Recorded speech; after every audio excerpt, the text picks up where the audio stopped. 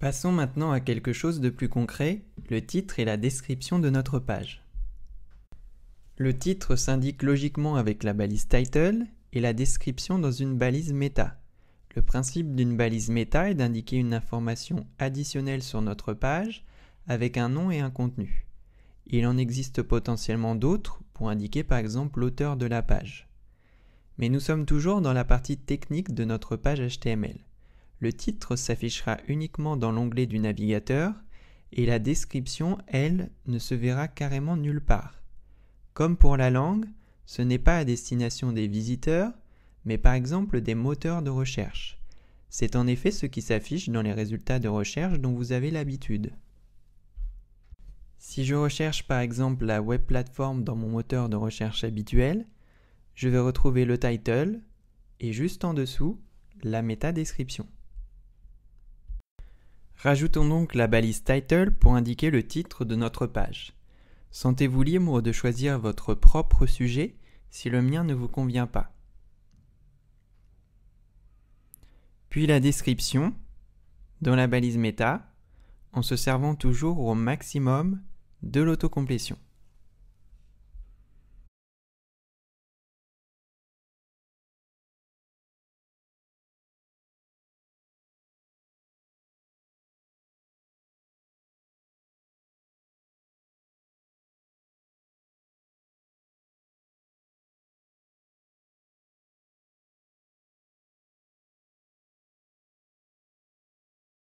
Quelques règles de base pour le référencement qui valent pour le titre et la description, mais aussi pour tout le reste de la page. Premièrement, contrairement à ce qu'on croit au début, le but n'est pas d'en mettre des tonnes. Tout d'abord parce qu'il y a évidemment une limite, le texte sera coupé s'il est trop long. Mais surtout car plus il y a de mots, plus ils sont dilués et perdent de leur importance. Il faut donc au contraire être le plus court et le plus pertinent possible. Deuxième règle, le titre et la description doivent évidemment être différents sur chaque page. Ce sont en effet toutes les pages de votre site qui sont référencées dans les moteurs de recherche, pas seulement la page d'accueil.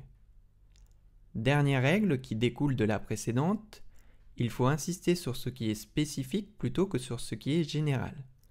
Exemple typique, si vous indiquez dans votre balise title à la fois le titre du site et celui de la page, il faut commencer par le plus important, c'est-à-dire le plus spécifique, à savoir le titre de la page, puis celui du site, et non pas l'inverse.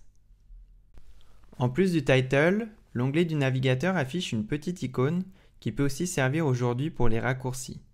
Historiquement, on l'appelle la favicon car elle est enregistrée si vous ajoutez le site web en favori.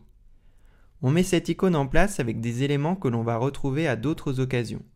La balise link tout d'abord qui permet de lier, d'associer une autre ressource à notre page, tout comme vous pouvez joindre un fichier dans un email. Comme on peut associer différentes ressources, il faut indiquer sa relation, son type, ici une icône. Et nous allons souvent croiser l'attribut href pour hypertexte référence, qui permet d'indiquer le chemin de l'image dans notre projet. Ajoutons notre favicon dans notre fichier index.html. Toujours en nous servant au maximum de l'autocomplétion, notamment pour l'attribut href, le chemin de l'icône. Le répertoire image m'est suggéré, puis si je le sélectionne, l'éditeur me suggère la liste des différentes images. Cela évite de faire des erreurs. Si je vérifie dans mon navigateur avec l'aperçu en direct, je vais bien retrouver mon title et ma favicon dans l'onglet de la page. N'hésitez pas à vous abonner à notre chaîne YouTube pour suivre tous nos tutoriels HTML5 et CSS3 en cours et à venir. Cette vidéo fait partie d'une formation HTML-CSS complète avec des outils méthodologiques pour devenir un intégrateur professionnel et avec un exercice corrigé du cas pratique par excellence, la transformation d'une maquette Photoshop en page HTML-CSS. Retrouvez-la sur notre site web formationhtml5.com et inscrivez-vous à la newsletter pour obtenir des coupons de réduction. Et pour suivre l'actualité du HTML5 et du CSS3, rendez-vous sur notre compte Twitter @formationhtml5.